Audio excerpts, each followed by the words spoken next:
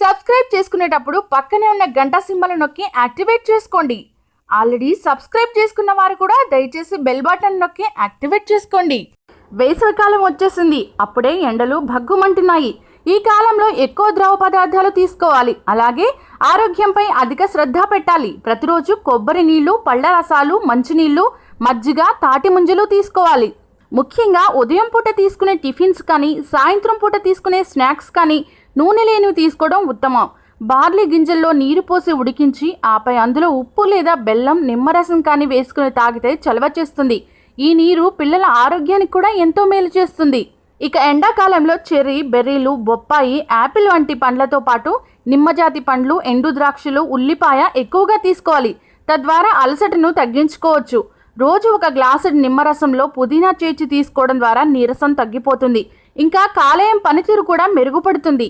Metabolism మెరుగుపడుతుంది. అలాగే water melon juice రోజు తీసుకోండి. 90% ఇందులో నీటి శాతం ఉండడం ద్వారా శరీరానికి ఉత్తేజాన్ని ఇస్తుంది. శరీర ఉష్ణోగ్రతను క్రమబద్ధీకరిస్తుంది. వేసవిలో పుచ్చకాయను తీసుకోవడం ద్వారా చర్మానికి ఎంతో మేలు చేస్తుంది. వృద్ధాప్య ఛాయలు తగ్గిపోతాయని ఆరోగ్య నిపుణులు అంటున్నారు.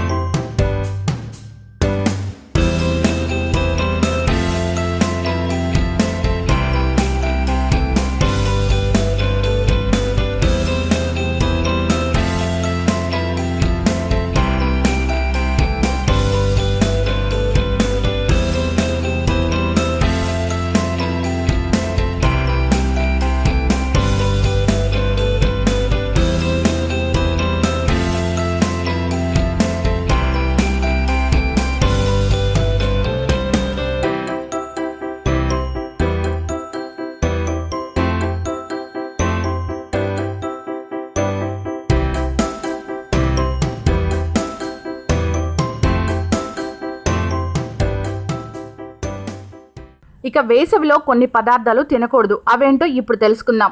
వేసవిలో తినకూడని పదార్థాలు కొన్ని ఉన్నాయి. కానీ ఆ పదార్థాలను చూస్తే నోరూరుతుంది, తినాలని అనిపిస్తుంది. అయితే వాటికి దూరంగా ఉండక తప్పదు. ఎండలు పెరుగుతున్నప్పుడు ఇలాంటివి తీసుకుంటే ఆరోగ్య సమస్యలు ఉత్పన్నమవుతాయి. ముఖ్యంగా మసాలాలు, కారం మోతాదుకు మించి ఉన్న వాటిని తీసుకోవడం తగ్గించాలి. మాంసాహారాన్ని తీసుకునేవారు తగ్గించడం మంచిది. చికెన్, మటన్ వేసవిలో తీసుకుంటే జీర్ణ సంబంధమైన సమస్యలు తెచ్చిపెడతాయి. విరేచనాలు, మలబద్ధకానికి కారణమవుతాయి. అలాగే నూనెలో బాగా వేయించిన కూరలు తీసుకోకూడదు. ఫ్రైడ్ రైస్, ఫ్రైడ్ చిప్స్, ఆలు చిప్స్ వంటి వాటికి దూరంగా ఉండాలి. ఇలాంటివి తింటే కడుపులో అజీర్ణం చేయడమే కాకుండా కొన్నిసార్లు వాంతులు కూడా అవుతాయి. కడుపు అంతా నొప్పితో మెల్లిపెట్టినట్లు అవుతుంది. కనుక ఇలాంటి వాటికి కాస్త దూరంగా ఉండడమే మంచిది. ఈ వీడియో కనుక మీకు నచ్చినట్లయితే లైక్ చేయండి. మీ అభిప్రాయాన్ని కామెంట్ చేయండి. మీ వారందరికీ షేర్ చేయండి. మరిన్ని ఇంట్రెస్టింగ్ అప్డేట్స్ కోసం మా ఛానల్ని సబ్స్క్రైబ్ చేసుకోవడం మాత్రం మర్చిపోకండి.